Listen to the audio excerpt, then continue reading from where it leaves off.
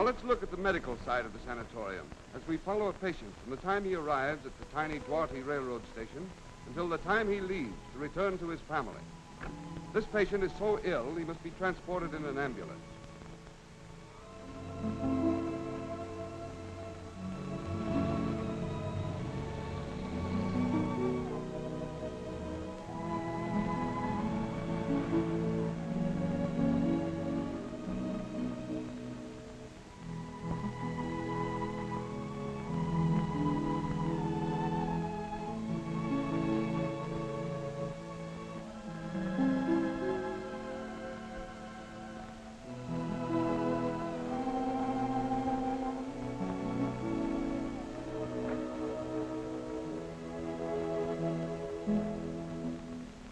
Immediately put to bed.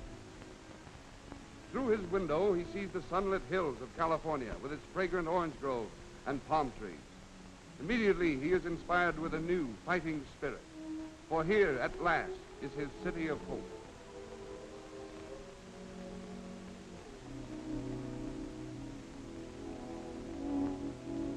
Then follows a complete and thorough examination.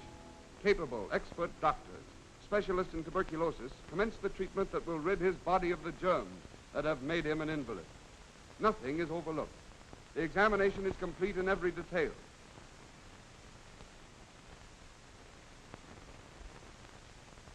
Any eye deficiency gets as much attention as any other illness he might have other than tuberculosis.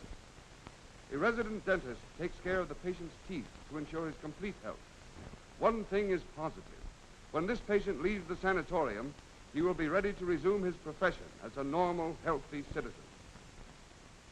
This scene shows the doctor taking a blood count, which determines the extent of the infection as shown in the blood stream.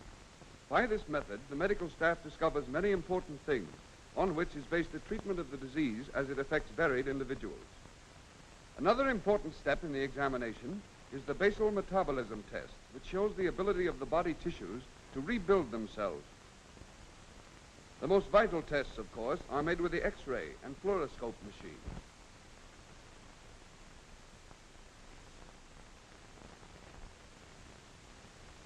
From the X-ray negatives, the medical staff determine the exact extent of the infection.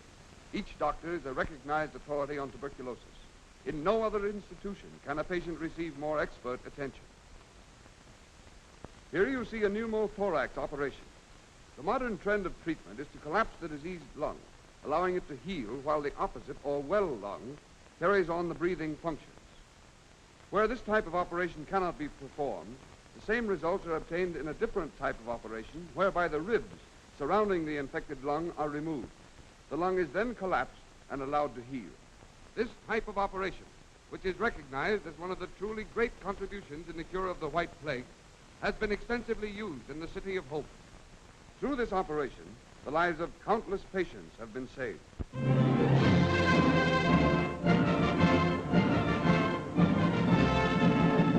Yes, a dream comes true. Through the untiring efforts of the many workers and friends of the Los Angeles Sanatorium and Ex-Patients Home, our new hospital building has reached completion. And on July 17, 1938, as one of the highlights of the Silver Jubilee Convention, this building, another weapon in the never-ceasing battle against the White Plague, is dedicated in the presence of the numerous delegates to the Silver Jubilee Convention by the officers of the International Ladies Garment Workers Union as a lasting memorial to the late Morris Hillquit. Ladies and gentlemen, this dedication is more than a ritual. It is the beautiful blossoming of a seed planted in the breast of mankind and nurtured by one of the nation's most humanitarian causes. Another feature of this convention is the announcement that 3 new buildings are to be erected. Here we see Mrs. Rosa Warner Charnas turning the first shovelful of earth on the site of the building sponsored by the Milk and Egg League of New York, in the presence of a delegation from that organization. And now we see another shovelful of earth turned by Mrs. Hannah Golden, president of the New York chapter, marking the site upon which their new building will be erected. And this is Mr. Murray Weinstein, officer of the Amalgamated Clothing Workers of America, breaking ground for the building which will be erected by the New York Joint Board of this organization.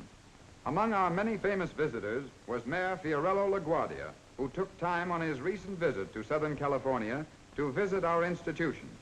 Accompanying him is that noted jurist humanitarian, Judge Ben Lindsay.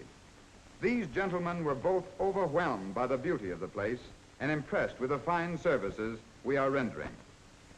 Here we see Mr. Samuel H. Galter, Executive Director of the Sanatorium, showing our library to Mayor LaGuardia. At this 25th anniversary gathering, old friends rededicate themselves and many new workers are added to the ranks. Thus, this great battle against one of mankind's most terrible enemies, tuberculosis, goes ceaselessly on, and hope grows that health may be restored to many through the loyal and unfailing devotion of those interested in the furtherance of the Los Angeles Sanatorium and ex-patients' home. The new unit just completed, in addition to its numerous necessary facilities, contains 32 rooms, each accommodating 2 beds, thus enabling the housing of 64 new patients. But before this building can be occupied, it must be equipped and furnished. And it's up to you and you and you to help us in our constant battle against the ever-increasing waiting list which we hope to abolish, and to again make an investment in the greatest project in the world, human rehabilitation.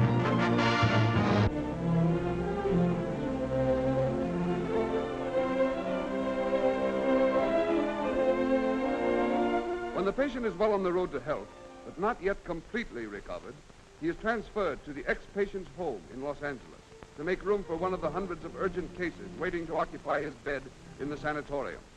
Under the supervision of social workers, the patient is found part-time occupation until such time as he is pronounced completely well and ready to return to his family. The ex-patient's home is maintained at great expense, but it is a worthy and necessary adjunct to the great work being done by the sanatorium. The Sreeri family of Los Angeles donated the medical building at the ex-patient's home. It is used as a clinic for those who have left the institution and still require medical treatment.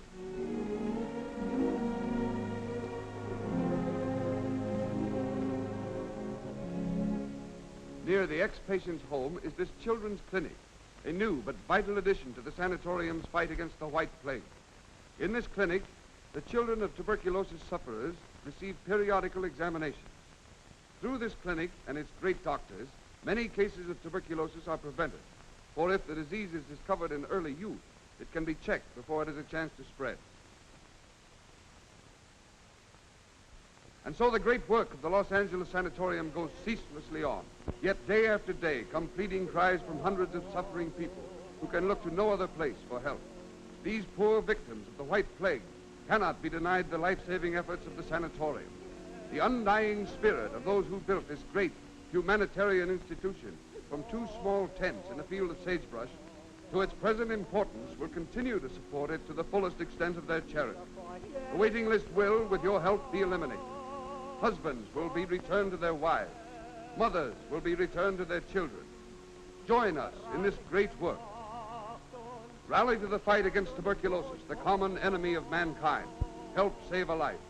And earn the blessings of the suffering people who say, thank God for the Los Angeles Sanatorium, our city of hope.